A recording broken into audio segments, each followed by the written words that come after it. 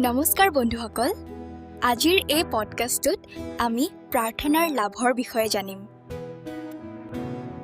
প্ৰথমতে, প্ৰাৰ্থনাই আমাক মানসিক শান্তি দিয়ে। ই মনৰ চাপ আৰু দুশ্চিন্তা কমায়। দ্বিতীয়তে, প্ৰাৰ্থনাই আমাক ভাৱনাত্মক শক্তি দিয়ে। দুখৰ সময়ত ই আমাক সাহস আৰু আশা দিয়ে। প্ৰাৰ্থনাই মনোযোগ বৃদ্ধি কৰে। পঢ়া-শুনা আৰু কামত মন লগাবলৈ সহায় কৰে। ইতিবাচক চিন্তা গঢ়ি তোলে।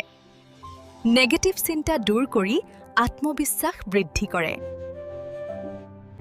ই আমাৰ ঈশ্বৰৰ লগত আত্মিক সংযোগ স্থাপন কৰে আৰু জীৱনৰ উদ্দেশ্য বুজিবলৈ সহায় কৰে। সেয়ে দৈনিক অলপ সময় প্ৰাৰ্থনা কৰক। ই আপোনাৰ জীৱন উন্নত কৰিব। ধন্যবাদ। অনুগ্ৰহ কৰি ভিডিঅ'টো যিমান পাৰে শ্বেয়াৰ কৰি দিয়ক আৰু উৰিয়ামঘাট পেজটো ফ'ল' কৰি দিয়ক।